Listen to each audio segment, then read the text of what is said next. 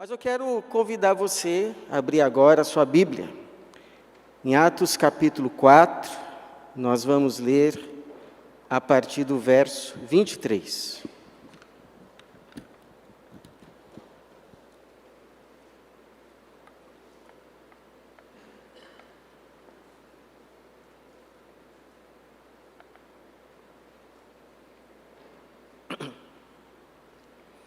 Atos capítulo 4, nós vamos ler a partir do verso 23. Atos capítulo 4, a partir do versículo 23, que diz assim: Depois de soltos, foram para os seus companheiros e lhes contaram tudo o que os principais sacerdotes e líderes religiosos lhes haviam falado.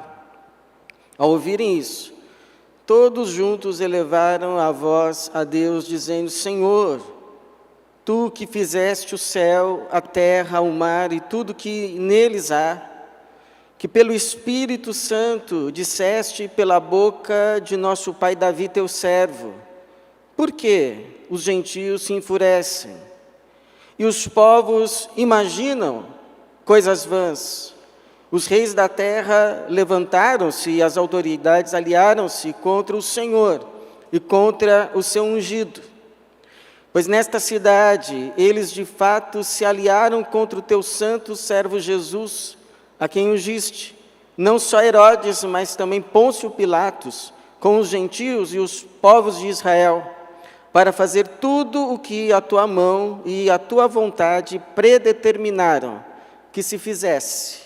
Agora, pois, ó Senhor, olha para as suas ameaças e concede aos teus servos que falem a tua palavra com toda a coragem, enquanto estendes a mão para curar e para realizar sinais e feitos extraordinários, pelo nome de teu santo servo Jesus. E quando terminaram de orar, o lugar em que estavam reunidos tremeu. Todos ficaram cheios do Espírito Santo e passaram a anunciar com coragem a palavra de Deus. Obrigado, Senhor, pela Tua palavra, obrigado pela Tua igreja, obrigado pela presença do Senhor aqui em nós e entre nós, pelo Teu Espírito. Pedimos que este Espírito que o Senhor nos deu no dia do crer em Cristo e que nos selou como propriedades do Senhor, esse mesmo Espírito que inspirou as Tuas Escrituras, de forma hoje particular esse texto, que Ele mesmo ilumine e transforme em vida para a nossa vida e para a Tua glória, em nome de Jesus. Amém. Deus é soberano. Ele é não apenas o Rei ou o Senhor, mas as Escrituras nos afirmam que Ele é o Rei dos reis e Senhor dos senhores. Não apenas um Rei, mas o Rei dos reis. Não apenas um Senhor, mas o Senhor dos senhores. Agora, por que a Bíblia afirma que Ele não é o único Rei, nem o único Senhor, mas vai afirmar que Ele é o Rei dos reis? E vai dizer que Ele é o Senhor dos senhores. Por quê? Porque, embora Deus pudesse ter decidido, na sua soberania, que é a sua autoridade sobre tudo e todos, embora Ele pudesse ter decidido fazer tudo sozinho, governar todas as coisas, apenas Ele mesmo, Ele, na sua soberania, decidiu delegar poder conosco. E nos fez, pelo menos no que tange a essa vida, a essa terra, a esse mundo, nos fez como humanidade os seus vice-regentes. A palavra de Deus vai nos dizer que somos vice-regentes da criação. Quem tem todo o poder, toda a soberania é Ele. Mas nós recebemos dele poder delegado. Nós recebemos dele poder derivado. Ele nos confiou autoridade sobre coisas, sobre espaços, sobre cercanias, sobre pessoas. Por exemplo, a todos aqui, ele entregou um corpo. Esse seu corpo. Ele te entregou para que você domine, para que você cuide dele.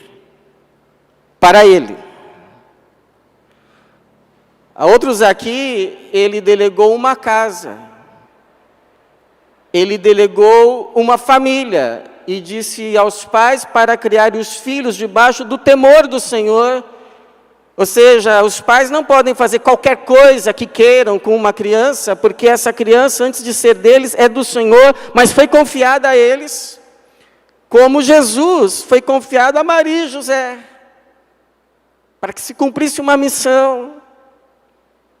A outros aqui Deus pode ter delegado, confiado poder, autoridade sobre um departamento de uma empresa, sobre uma classe numa escola pública ou numa faculdade. Você ali como professor, pelo menos no tempo ali da aula, você é a autoridade que Deus colocou ali. Deus que confiou uma missão naqueles minutos em que você é autoridade ali. A outros Deus pode ter confiado uma cidade. A outros, talvez, um estado. A outros, um país.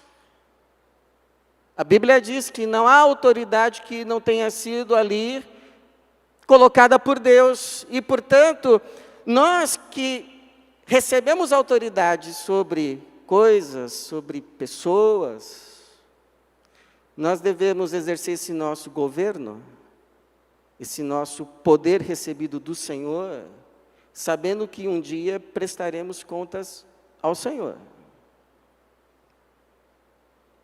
Não podemos fazer simplesmente o que nos der vontade. O nosso poder não emana de nós mesmos, foi delegado por certo tempo.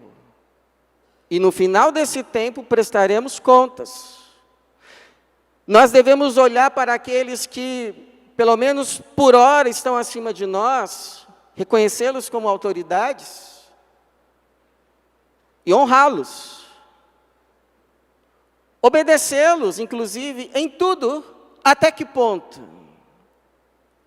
Até o ponto que essa nossa obediência a essa autoridade, seja ela qual for, até o ponto que a obediência a essa autoridade não signifique desobediência à autoridade maior, que é Jesus, que é Deus, que é o Rei dos Reis, o Senhor dos Senhores.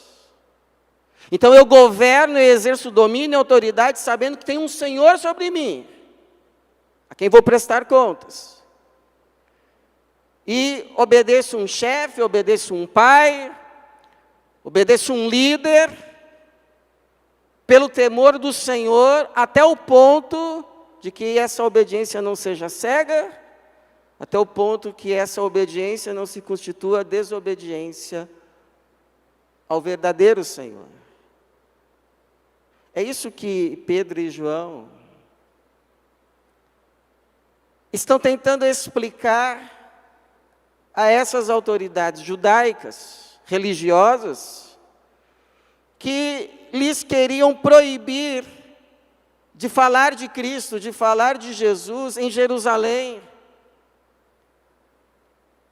Olha, parem de falar desse nome. Vocês estão enchendo essa cidade com essa doutrina e ainda querem lançar a culpa do sangue desse homem sobre nós. Parem com isso.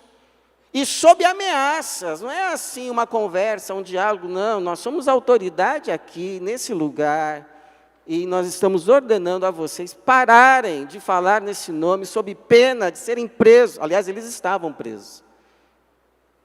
Sob pena de vocês serem açoitados, sob pena de morte.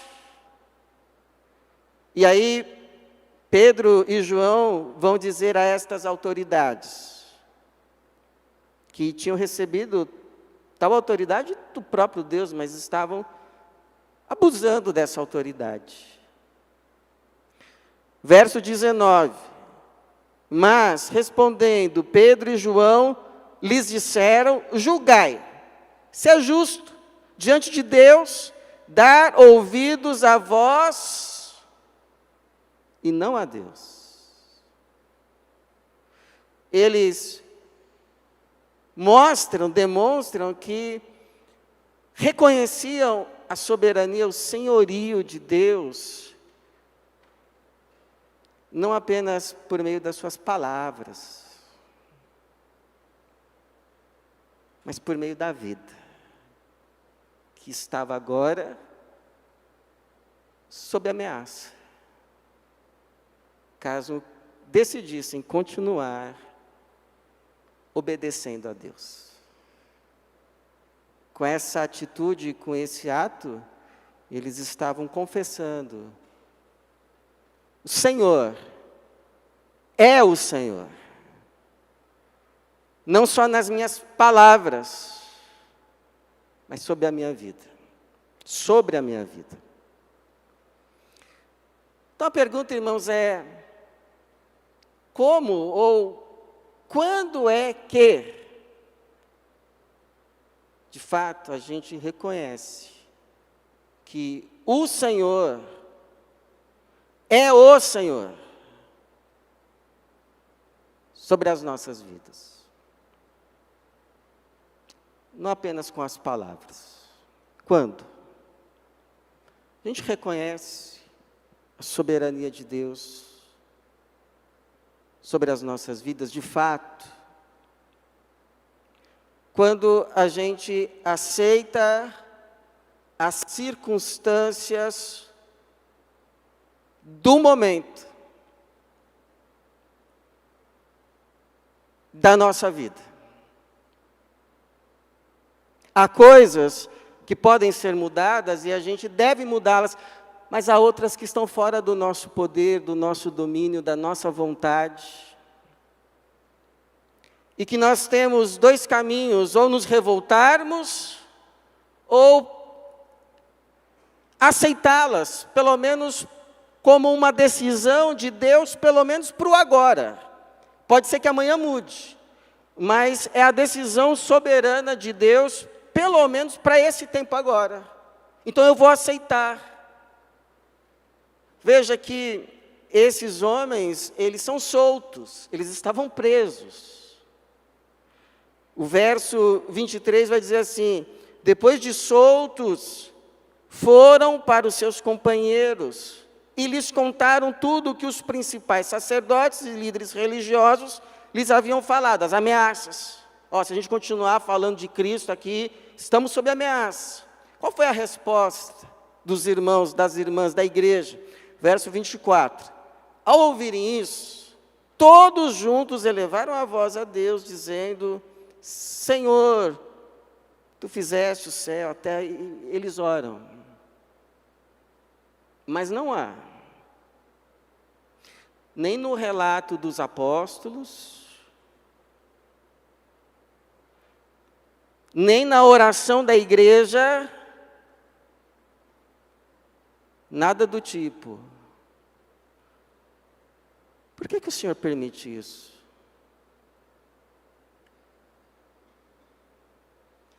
Como que o Senhor deixa a situação chegar a esse ponto?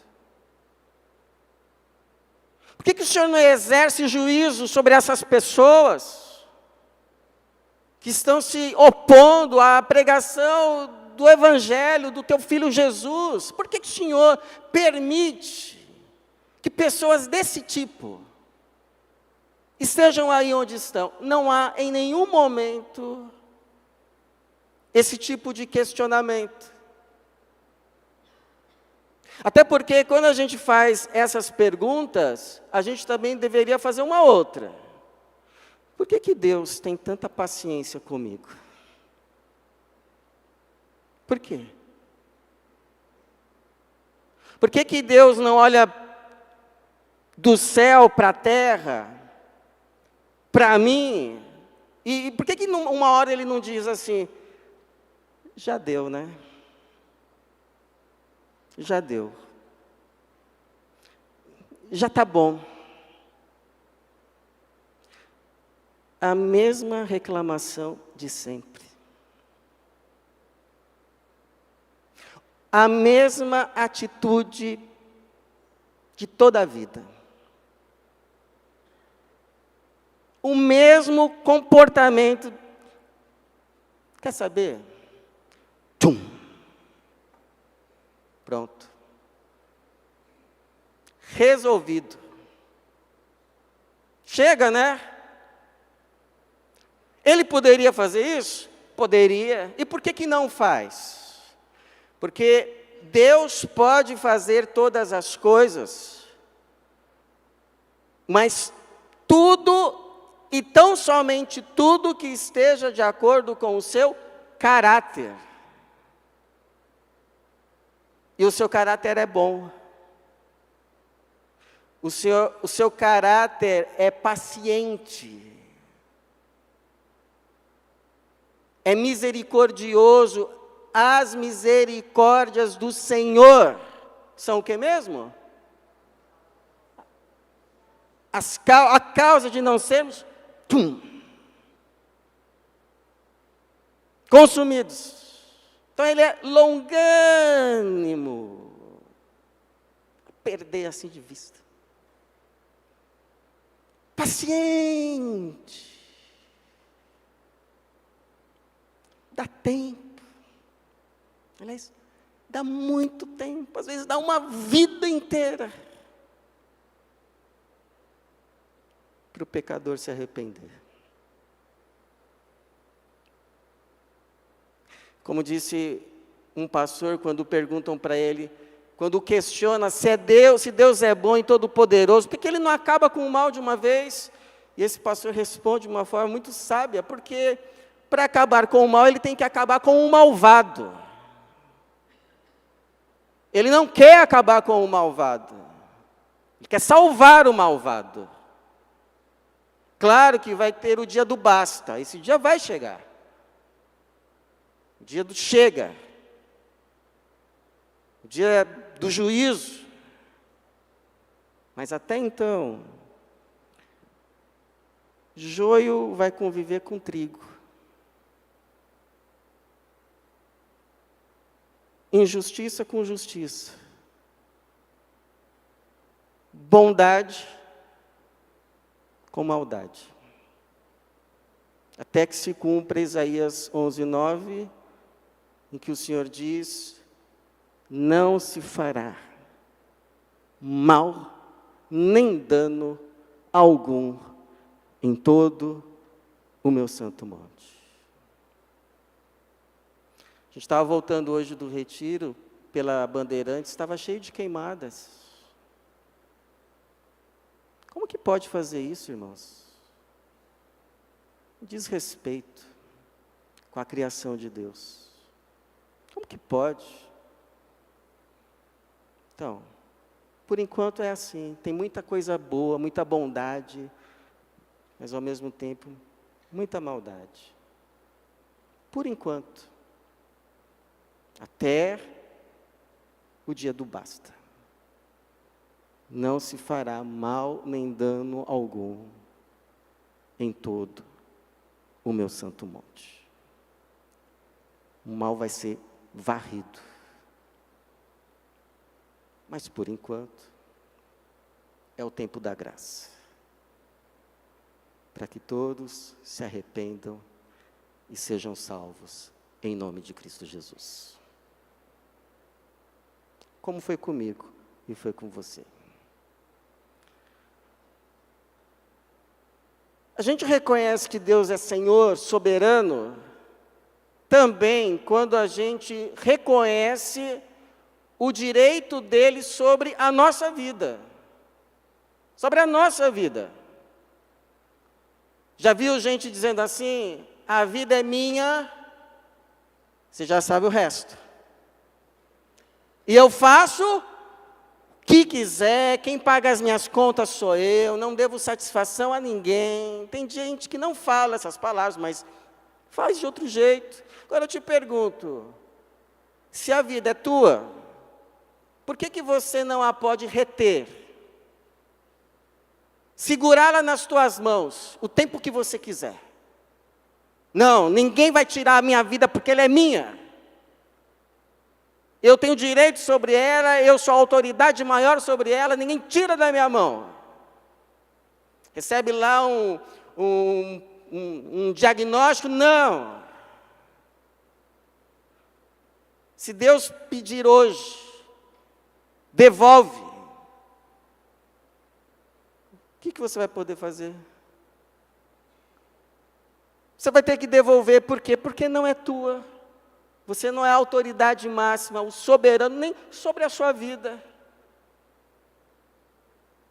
Por isso, interessante que no versículo 24, a primeira palavra da oração da igreja, sabe qual é? Senhor. Já começa, Senhor, nós sabemos com quem estamos falando. Está acontecendo tudo isso aí, ameaças, podemos perder as coisas, a vida, mas não começa, Senhor, não, começa, Senhor. E essa palavra tem o sentido de soberano Senhor. O que tem o direito sobre todas as coisas, soberano Senhor. E vai depois relacionar essa soberania com o fato dele ser o Criador de tudo e todos. Versículo 24, ao ouvirem isso, todos juntos elevaram a voz a Deus, dizendo, Senhor, Tu que fizeste o céu, a terra, o mar e tudo o que neles há. Eles se referem a todos os espaços possíveis, terra, céu e mar, todos os espaços habitáveis e todas as criaturas que habitam, céu, terra e mar. Eles afirmam, o Senhor criou todas as coisas, por isso é o Senhor de todas elas. O Senhor é o soberano Senhor de tudo e todos, inclusive da nossa vida.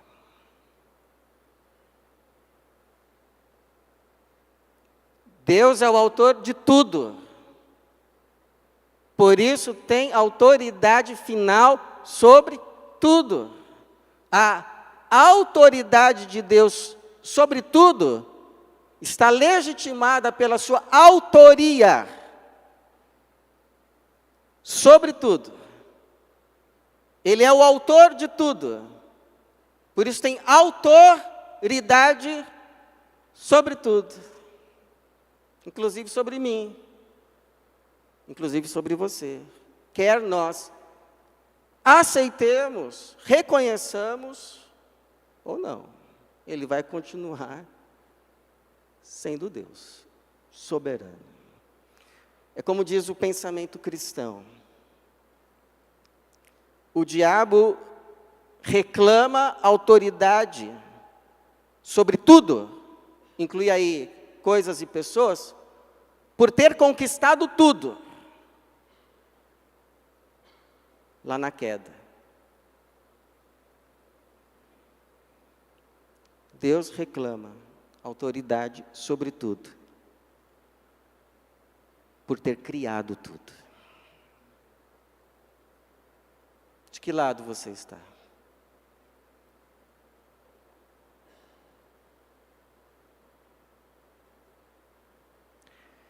Terceiro, Deus é soberano e nós reconhecemos essa soberania, esse senhorio de Deus sobre tudo e todos, inclusive e principalmente sobre a nossa vida, quando a gente descansa. Quando a gente confia nos seus planos, nos seus desígnios e propósitos soberanos. Nem tudo, irmãos, nem tudo o que acontece é necessariamente a vontade de Deus. Vem aí fazer atrapalhada, prejudicar os outros, depois sofrer consequências e dizer que foi a vontade de Deus. Não. Nem tudo que acontece é necessariamente a vontade de Deus. Não. Mas tudo o que acontece debaixo da permissão de Deus. E não foge do seu controle. Não escapa das suas mãos. De modo que até mesmo as ações dos maus ou do mal não frustra os seus planos. Não frustra. Aliás, até pelo contrário. Olha o que diz o versículo 26 e 27 e o 28. Os reis da terra levantaram-se e as autoridades aliaram-se contra o Senhor e contra o seu ungido. Rebelião. Os reis se rebelando contra o rei, os senhores se revoltando contra o Senhor e o seu ungido, o seu Cristo, o seu Messias, Jesus. Aí o verso 27, eles dizem, isso aconteceu no nosso tempo e nessa cidade, aqui onde a gente mora, nos nossos dias. Verso 27, pois nesta cidade eles de fato se aliaram contra o teu santo servo Jesus, a quem ungiste, não só Herodes, mas também Pôncio Pilatos, com os gentios e os povos de Israel. Uma coligação de reis e senhores contra o rei dos reis e senhor dos senhores. Mas olha só o que acontece. Olha só o que deu esse plano. Verso 28. Para fazer tudo o que a tua mão e a tua vontade predeterminaram que se fizesse. E aí? Deus perdeu o controle de alguma coisa? Os reis se levantando, as autoridades, contra o plano dele. Vamos frustrar esse plano. E o máximo que conseguir, com toda aquela correria, aquelas reuniões de madrugada, aquele gasto de energia, aquele investimento de tempo, não, vamos frustrar isso. Tudo aquilo, todo aquele esforço, toda aquela tramóia, todas aquelas ações, só acabaram cumprindo, contribuindo para que se cumprisse o que Deus já tinha determinado, planejado, falado, que iria e deveria acontecer. Será que a gente pode descansar então um pouquinho mais no senhorio dele? Nada que fizeram contra você, ou estão fazendo, ou vão fazer, vai frustrar os planos bons e soberanos de Deus para a tua vida. Nada, absolutamente nada. Eles só vão conseguir te empurrar mais rápido para a bênção que Deus tem preparado para você. Louvado seja o Senhor, irmãos. Pode começar a liberar perdão para todo mundo, eles não conseguiram estragar a sua vida. Louvado seja o Senhor que é soberano sobre todas as coisas. Não perde o controle de nada. E como diz Jó, os teus planos não podem ser frustrados. Louvado seja o Senhor. A gente não sabe como Ele faz isso, mas Ele faz. Ele coloca limites sobre o mal. Até que você vem daqui, você não passe. E o mal, a contragosto, tem que obedecer. Que está diante do Senhor dos Senhores. Lembra da história de Jó? E o final?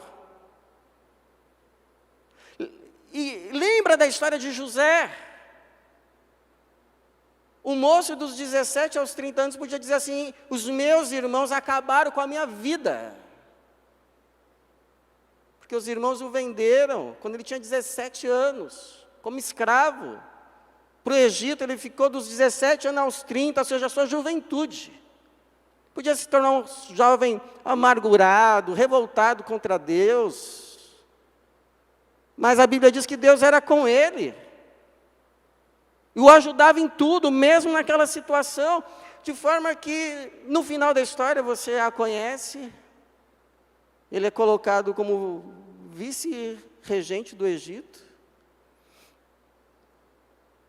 Seus irmãos e toda a sua família vão para o Egito, porque há uma fome generalizada na terra. E José está lá, aquele que eles venderam, aquele que eles tramaram o mal, não só tramaram, fizeram. E aí, no final da história, eles chegam para José, porque o pai já tinha morrido. Eles pensam assim entre eles, né? Agora que o pai morreu, vai sobrar para a gente, porque o José só devia estar só esperando o pai morrer para se vingar da gente, para retribuir o mal que a gente fez contra ele. E lembra das palavras de José? Quando os irmãos chegam para ele e dizem assim: nós vamos ser teus escravos, mas nos poupa. Ainda dizem que foi o pai que mandou falar. Aí José olha para eles, e esse José é uma figura de Jesus. Esse José vai dizer assim: acaso estou eu no lugar de Deus? Certamente vocês intentaram o mal contra mim, mas Deus o transformou em bem. Gênesis 50, 20. Certamente planejastes o mal contra mim, porém Deus o transformou em bem. E eu vou cuidar de vocês e dos vossos filhinhos.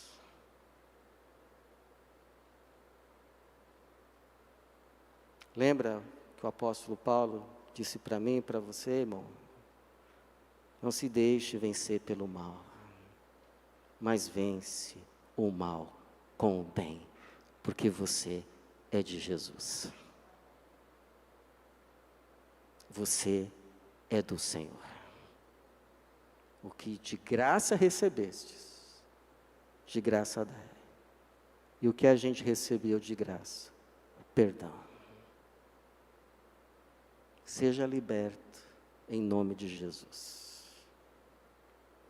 Nada, absolutamente nada que fizeram contra você tem poder para frustrar o bom plano de Deus para a tua vida. Eis que tenho planos de paz e não de mal, para vos dar uma vida e um futuro. Você tem futuro, em nome de Jesus. Amém? Glórias a Deus. Quando a gente reconhece que o Senhor é Senhor, quando a gente ora para que a vontade dEle seja feita, quando a gente faz essa oração, Senhor, seja feita a Tua vontade.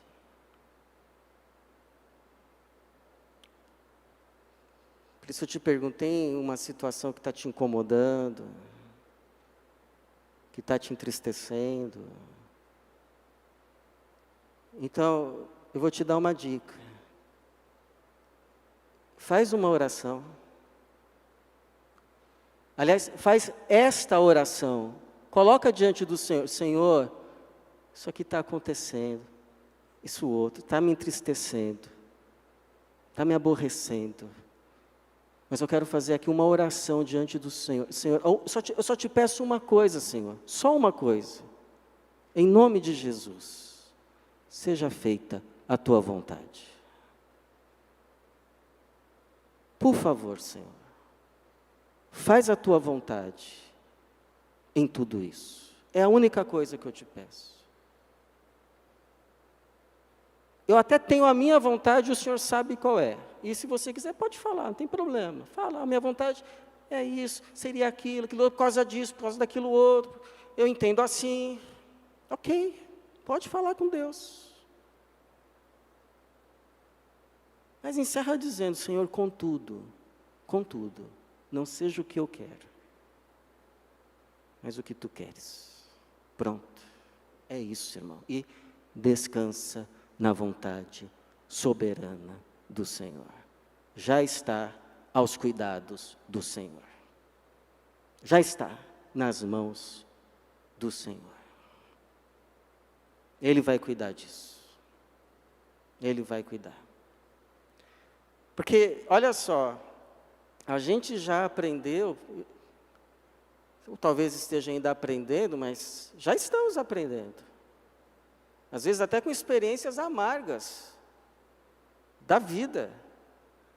A gente já está aprendendo, ou já inclusive aprendeu que o melhor que pode acontecer em cada situação não é a nossa vontade. Não é.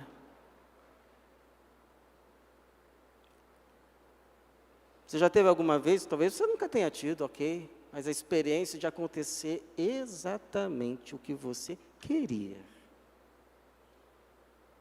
Depois você viu que não era o melhor.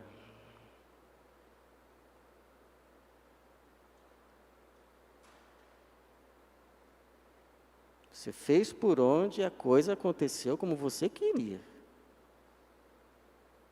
Depois o Espírito Santo te levou ao arrependimento. Olha, eles não oram dizendo assim, Senhor, exerce juízo nisso. Não oram. Eles sequer oram pedindo livramento. Eles não oram.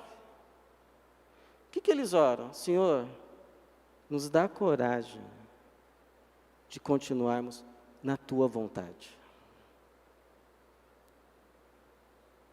O que precisa acontecer sobre essa situação é a Tua vontade. E que o Senhor nos dê a graça de permanecermos nela. Só isso que precisa acontecer. A Tua vontade ser feita nessa situação, e o Senhor me dá a graça, Senhor, de permanecer nela.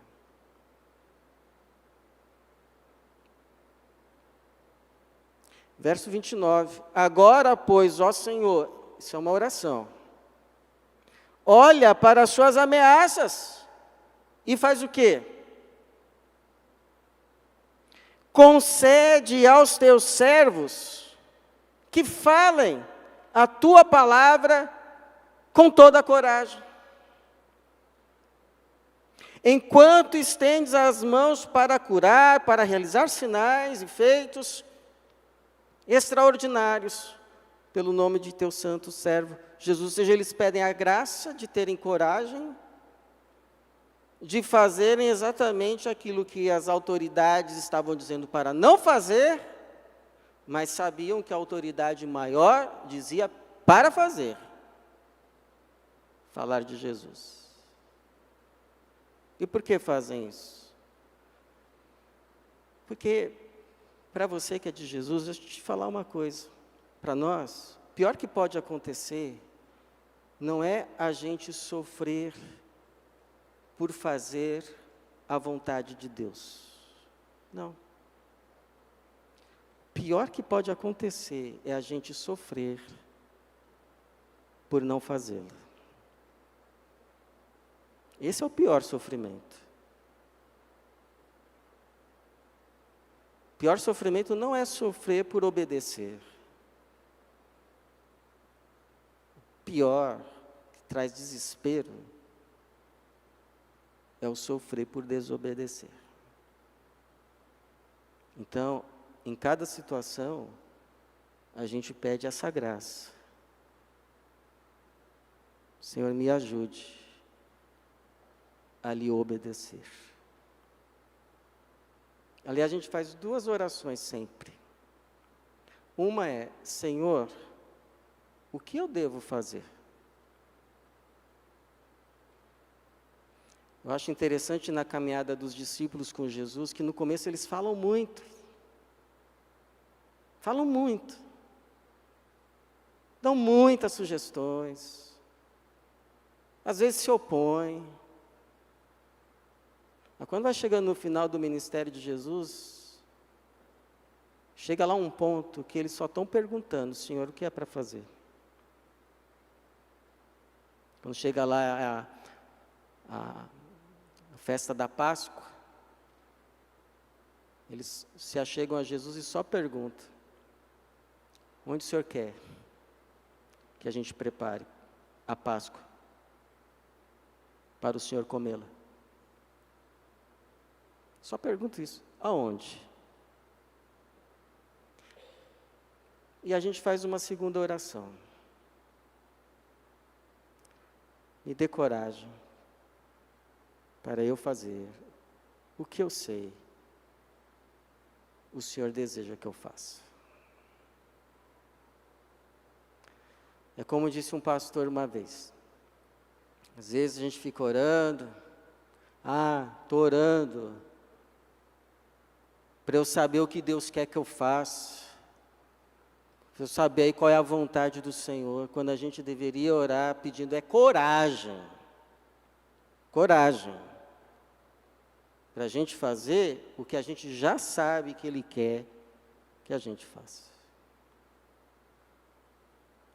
Que a gente já sabe qual é a vontade, que foi revelada. E por fim, irmãos, quando é que de fato a gente reconhece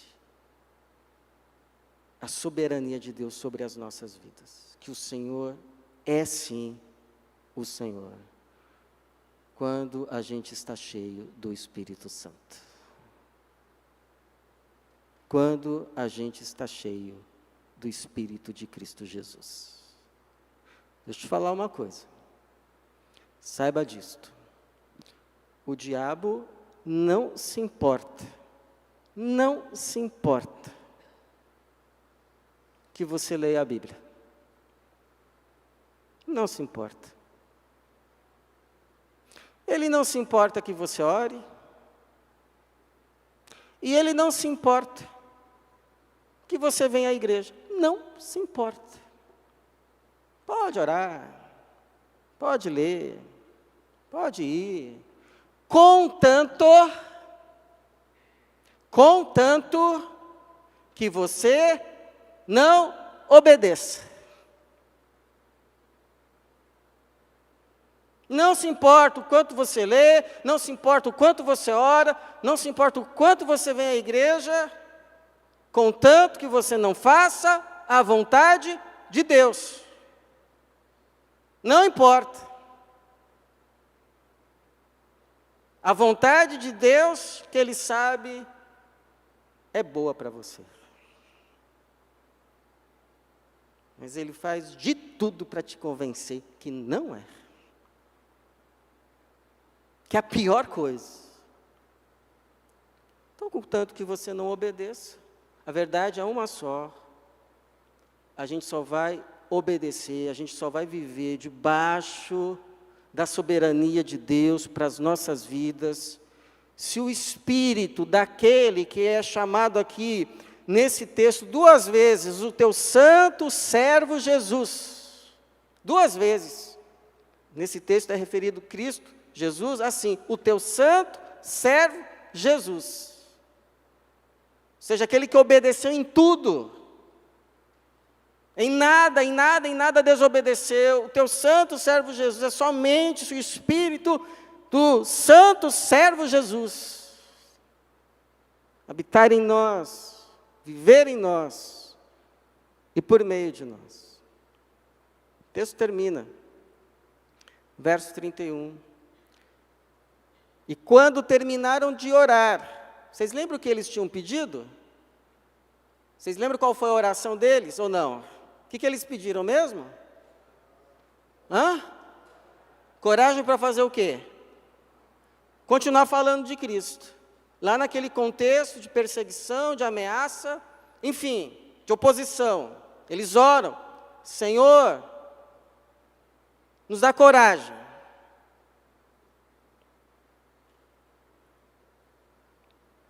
Para continuar anunciando a Tua palavra. Enquanto o Senhor faz o que a gente não pode. Verso 31. E, quando terminaram de orar, o lugar em que estavam reunidos tremeu. Foi uma teofania, ou seja, uma manifestação divina, mostrando que o Senhor, o próprio Deus, estava ali com eles, naquele lugar, estava ouvindo tudo. E que lhe seria favorável. Quando terminaram de orar, o lugar em que estavam reunidos tremeu. Todos ficaram cheios do Espírito Santo. Já tinham recebido lá no Pentecostes, mas ficaram cheios do Espírito Santo. E o que acontece? E passaram a anunciar com coragem a palavra de Deus. Louvado seja o Senhor. A gente precisa do Espírito para obedecer.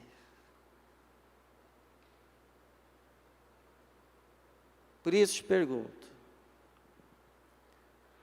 está diante de você uma situação, uma circunstância, que você sabe já o que Deus quer que você faça, mas te falta forças, te falta saber como, ou seja, sabedoria, ou até mesmo te falta coragem. Aí você fica postergando.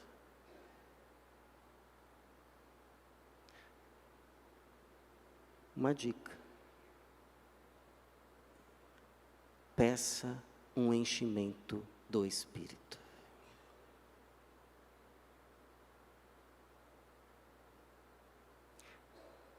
Peça uma unção específica para essa tarefa. Uma capacitação sobrenatural, do alto, de Deus, que te enche, te ilumine os olhos, te dê o caminho, te dê forças e coragem, porque depois o que vai vir é a alegria. A paz e a alegria de se ter obedecido ao Senhor. Porque lembra o que Jesus disse? Sem mim, nada podeis fazer. Então tem teólogo que vai dizer assim que Jesus já é o rei já é o rei legal, é o rei legal. Mas ainda não é o rei de fato. Ele é o rei legal porque ele tem legitimidade para ser senhor de tudo, governar tudo, dominar tudo, ser o rei dos reis, senhor dos senhores de tudo. Mas, por enquanto, ainda não é o rei de fato, porque nem todos já se submetem ao seu senhorio. Vai chegar o dia, uma promessa, que vai se cumprir, quando todo joelho vai se dobrar e toda língua, toda boca vai confessar que Jesus Cristo é o Senhor, para a glória de Deus Pai.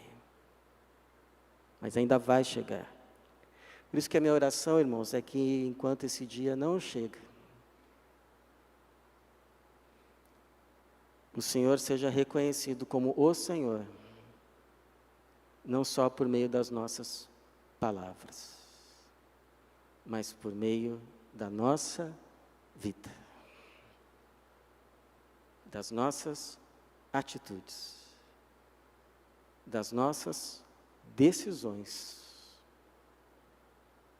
das nossas ações.